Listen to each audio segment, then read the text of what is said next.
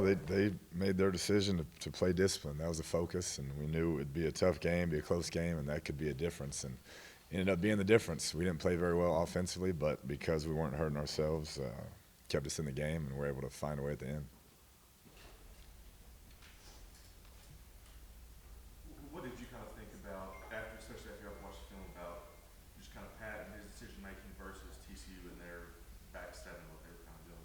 Yeah, it was really a back eight because they dropped eight most of the game, and we needed to run the ball more, and we just weren't as effective at that as we needed to be. But the last drive tells you all you needed to know about Pat. I mean, he converted that fourth down. He's running around. I mean, plays that he just took the ball and said, "I'm going to win this game," and that's what it's about. That's the most proud I've been of any performance. Wasn't his best by far, but that's when you're truly playing the position. Is when you play that way the entire game and find a way to win at the end.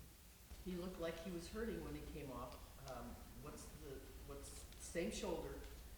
He's good. He's good. He's the best he's been. So I think it just scared him and landed right on it.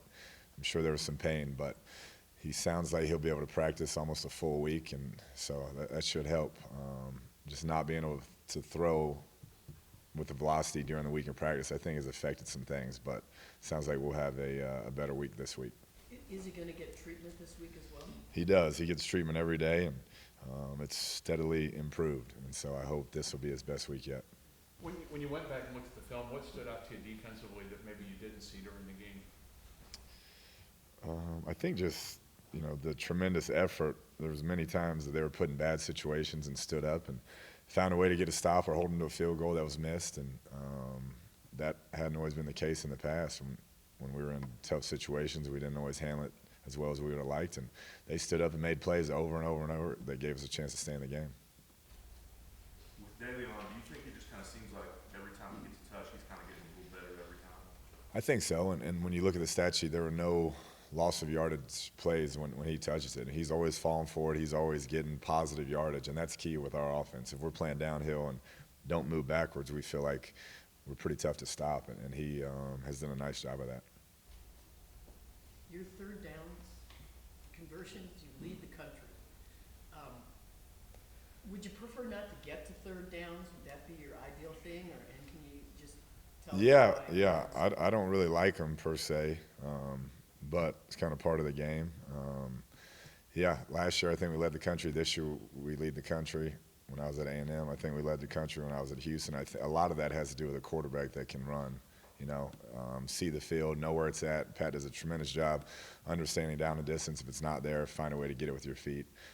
And so it's a credit to him, I would say, more than the brilliant third down play calling that goes on. Why do you think the defense was able to play like it did the other day, as far as progressing and making stops, getting the quarterback? Yeah, I think just an attitude. You sit around all week and hear things, and you either get pissed off and do something about it, or you pout and get worse. And I think they got mad and took it personal and wanted to go and prove that they could improve, and they definitely showed improvement.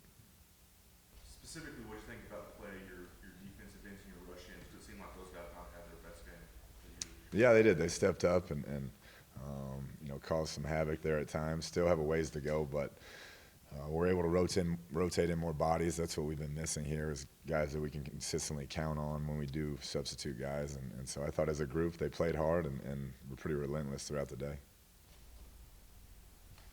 What are you expecting from Texas on defense and offense? Yeah, defensively, they're athletic as always, really fast group, can make plays, can get after the passer, and really stout against the run. And then offensively, been really impressed with what Sterling's done. With the true freshmen, the progress they've made. One of the best running backs in the country, really good O-line, have speed outside, and the QB's made better and better decisions as the seasons went on. So they're a complete team. They're playing their best football of the year, and we'll have to play really well to hang in there. Specifically, when you look at Shane Buechele and his progress this year, does something stand out to you? Just the swagger, just the moxie.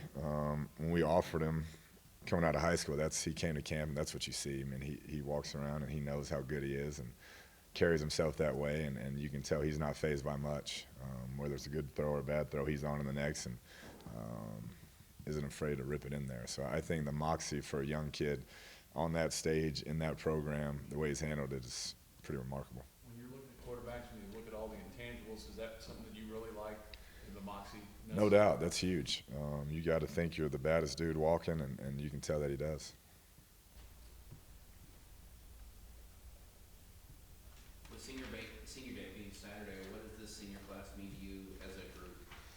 Yeah, it's an interesting group because there's not many of them. I think there's 12 or 13, and some of them was our first recruiting class, and some were held over. So we're brought here by a different coach, and so anytime you get a group that's been with you 4 years, you just appreciate all the effort, all the hard work they put in for you, and we have some good leaders that are moving on and will be missed. There are obviously a lot of moving pieces in that double overtime, but when Pat's coming off the field, was there any worry that maybe he might not be able to go if it went to triple overtime? Yeah, I don't think so. Have some serious experience with that type of shoulder injury. I mean, it'll sting for a little bit, but in that situation, knowing him and know what he's about, if he had to throw a left-handed, he was going to stay in that game. So that really never crossed my mind. I thought we were going to make the kick and go celebrate. What was your approach for that final possession? I know it's kind of unusual to have an overtime possession where you get a field goal, you win the game. I guess just as far as balancing, still trying to move the ball, but yet, trying to preserve that attempt should it come to it.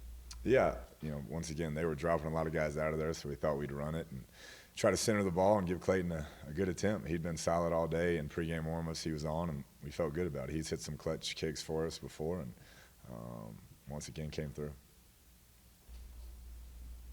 Do you think moving Justice back outside from the nickel has maybe kind of solidified that group up again? He did a great job. I'm not sure where we'll go with that moving forward because we need him inside as well. But he'd been repping so much inside to be able to step outside and cover as well as he did. That was great to see. And he's one of those seniors that we'll miss. Great kid.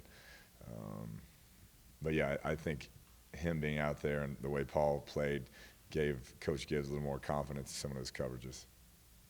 What made y'all make that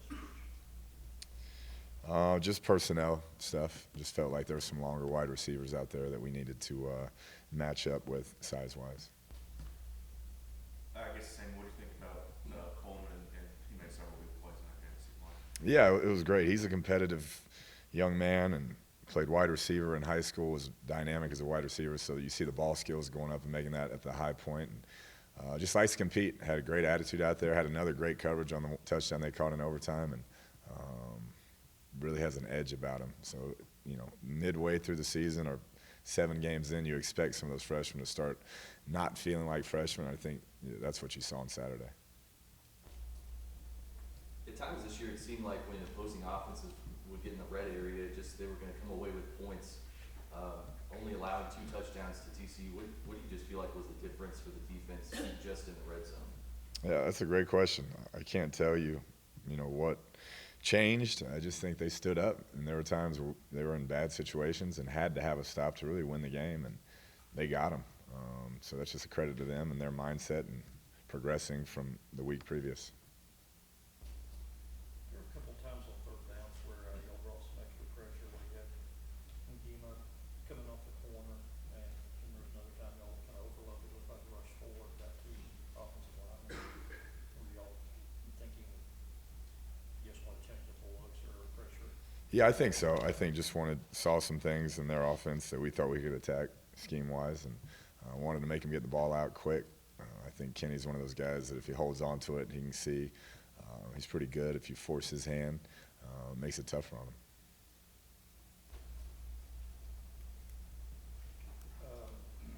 What's Justin Murphy's status this week? I'm not sure. I'd say day to day. If not this week, I would assume he'll be back next week, though. But we'll have to see how he handles practice today. Devin Lauderdale going to play this Saturday? We're still holding out on that. So, kind of like no, like I left. It's a coach's decision, and just kind of where we're at. Gary Moore. Same thing. Still holding out with Gary. Coach's decision. How disappointing is that when given somebody a second chance, and it seemed like they earned that, and then you find yourself on the road and not with them because of a decision. Yeah, we all make decisions that we got to live with, and it's part of it, part of growing up, and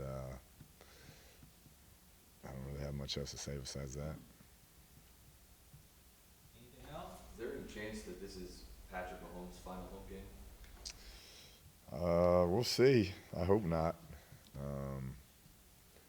He's got 4 games left in this season, hopefully 5, and our goal is to make sure he plays at the highest level he can. And I think, like I said, the shoulder deal, hopefully this is the last week that we really have to deal with it. Hopefully it's healed up completely after this week, and he can continue playing at a really high level.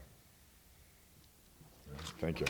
Oh, I'm sorry, do you plan on doing anything with the punting unit? I know it's been 2 games now where you've had kind of a turnover based off basically dropping snaps. Yeah, we'll see. I mean, obviously that's something we have to look at. If you can't catch a snap, you have a hard time playing punter. So we obviously are going to look at that this week and see if we can find some options there, because that's just disappointing to be able to do it in practice over and over and over, and you get to a game and you can't do it.